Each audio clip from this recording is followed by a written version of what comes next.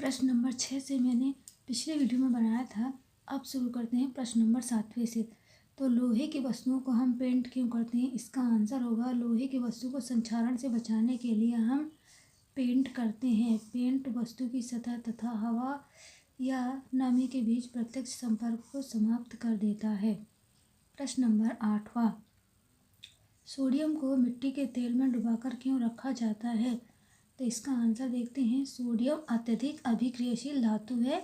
यह वायु के साथ अभिक्रिया कर आग पकड़ लेती है, इसलिए सोडियम को मिट्टी के तेल में डुबाकर रखा जाता है।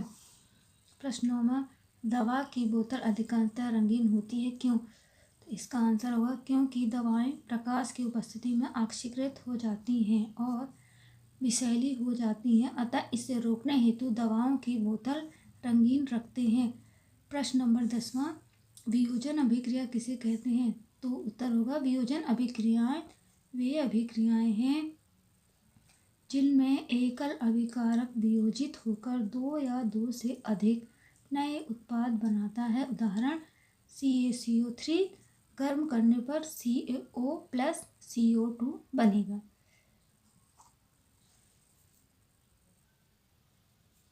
चलिए अब 3 अंक के प्रश्नों के उत्तर जान लेते हैं। क्या होता है जब जिंक धातु का एक टुकड़ा कॉपर सल्फेट के विलयन में डालते हैं? तो उत्तर, चूंकि जिंक कॉपर से अधिक क्रियाशील धातु है, इसलिए Cu का विलयन विस्थापित Cu को विस्थापित कर देता है तथा जिंक सल्फेट का विलयन प्राप्त होता है। उदाहरण जान लेते हैं। Zn प्लस CuSO4 नीला, तो बनेगा ZnSO4 रंगहीन प्लस कॉपर। अगला प्रश्न देखते हैं। सिल्वर धातु का एक टुकड़ा कॉपर सल्फेट विलयन में डाला जाता है तो क्या होता है?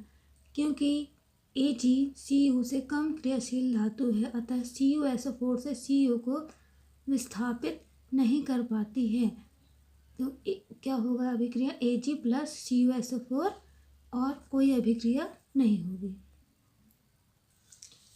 क्या विस्थापन अभिक्रिया रिडॉक्स अभिक्रिया भी हो सकती है? एक उदाहरण की सहायता से समझाइए। तो इसका उत्तर देखते हैं। हाँ, विस्थापन अभिक्रिया रिडॉक्स अभिक्रिया भी हो सकती है। जैसे कॉपर ऑक्साइड को गर्म कर हाइड्रोजन गैस प्रवाहित की जाती है तो इसकी सतह भूरे रंग की हो जाती है। तो कैसे? CuO plus H2 Cu plus H2 बनेगा। इस अभिक्रिया में CuO से ऑक्सीजन का ह्रास होता है और H2 जुड़ जाता है, जो क्रमशः अपचयन और उपचयन है, अतः यह एक रेडॉक्स अभिक्रिया है। प्रश्न तीसरा, जब लोहे की कील कॉपर सल्फेट के विलयन में डुबाया जाता है तो विलयन का रंग क्यों बदल जाता है? तो इसका उत्तर होगा, जब लोहे की कील को कॉपर सल्फेट के विलयन में डुबाया जाता है तो विस्थापन अभिक्रिया होती है और लोहा कॉपर सल्फेट के विलयन से कॉपर को विस्थापित करके फेरस सल्फेट का हरा विलयन बनाता है। एग्जाम्पल देखते हैं। CuSO4 प्लस Fe, तो बनेगा FeSO4 प्लस कॉपर। प्रश्न नंबर 4 देखते हैं। आलू के चिप्स निर्माता चिप्स की थैली को नाइट्रोजन से क्यों भरते हैं? समझाइए। तो इसका उत्तर होगा, आलू के चिप्स निर्माता चिप्स की थैली से ऑक्सीजन हटाकर उसमें नाइट्रोजन जैसे कम सक्रिय गैस से युक्त कर देते हैं ताकि चिप्स का उपचयन ना हो सके।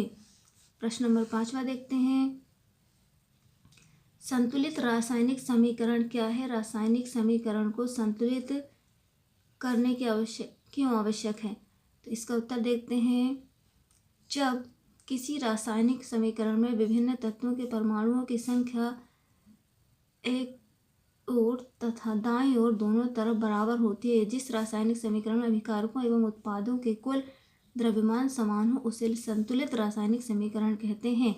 इन्हें संतुलित करना आवश्यक है क्योंकि द्रव्यमान संरक्षण के नियम अनुसार समीकरण के दोनों ओर द्रव्यमान समान होने चाहिए। प्रश्न नंबर 6 देखते हैं।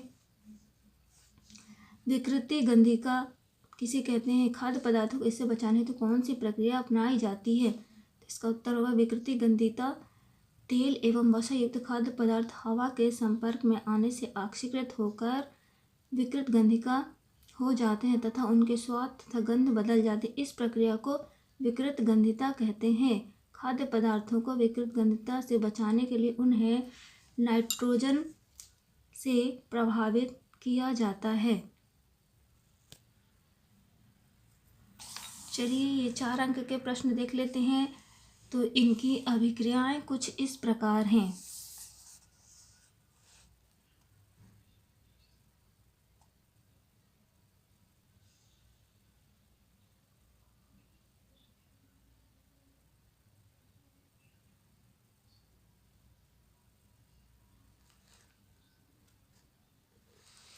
प्रश्न नंबर दूसरा देख लेते हैं। निम्नलिखित में से कौन सा भौतिक परिवर्तन तथा कौन सा रासायनिक परिवर्तन है। तो पहला पेट्रोल का वाष्पीकरण, ये एक रासायनिक समीकरण है, परिवर्तन है। दूसरा LPG का दहन, ये भी एक रासायनिक परिवर्तन है। ठोस अमोनियम क्लोराइड का ऊर्ध्वपातन, ये भी रासायनिक परिवर्तन होगा। किसी लोहे की छड़ को रक्त तप्त करना, ये भौतिक परिवर्तन होगा। अगला प्रश्न देखते हैं। ऊष्माक्षेपी एवं ऊष्माशोषी अभिक्रिया क्या है, उदाहरण दीजिए। तो ऊष्माक्षेपी, जिन अभिक्रियाओं में उत्पाद के निर्माण के साथ साथ ऊष्मा भी उत्पन्न होती है, उन्हें ऊष्माक्षेपी रासायनिक अभिक्रिया कहते हैं। उदाहरण C+O2 बनेगा CO2। ऊष्माशोषी, जिन अभिक्रियाओं में ऊष्मा का अवशोषण होता है, उन्हें ऊष्माशोषी अभिक्रिया कहते हैं। CaCO3+ बनेगा बुझा हुआ चूना। प्रश्न 5वां, संक्षारण को परिभाषित कीजिए। संक्षारण से बचाव के 2 उदाहरण दीजिए। तो संक्षारण, जब कोई धातु वायुमंडल में उपस्थित अम्ल तथा नमी के संपर्क में आती है, तब धातु की सतह पर एक परत चढ़ जाती है, जिससे धातु संक्षारित होती है और इस प्रक्रिया को संक्षारण कहते हैं। उदाहरण, संक्षारण से बचाव के 2 उदाहरण। लोहे की वस्तुओं को पेंट करके, दूसरा लोहे की वस्तुओं पर तेल या ग्रीस की परत लगाकर इनको रोक। प्रश्न नंबर 6वां, विस्थापन एवं द्विविस्थापन अभिक्रियाओं में क्या अंतर है, इन अभिक्रियाओं के समीकरण लिखिए। तो विस्थापन अभिक्रिया वह अभिक्रिया जिसमें एक अपेक्षाकृत अधिक अभिक्रियाशील तत्व, अणु या आयन अपने से कम अभिक्रियाशील तत्व, अणु या आयन को विस्थापित कर देता है, उसे विस्थापन अभिक्रिया कहते हैं। उदाहरण जानते हैं। जिंक प्लस कॉपर सल्फेट बनेगा जिंक सल्फेट प्लस कॉपर। द्विविस्थापन अभिक्रिया वे अभिक्रियाएं जिनमें अभिकारकों के बीच आयनों का आदान प्रदान होता है, उन्हें द्विविस्थापन अभिक्रियाएं कहते हैं। उदाहरण, sodium sulphate plus barium chloride, तो बनेगा बेरियम सल्फेट और सोडियम क्लोराइड। फ्रेंड्स, अगर मेरा वीडियो पसंद आए तो इसे लाइक कीजिए और मेरे चैनल को सब्सक्राइब कीजिए। Thanks for watching.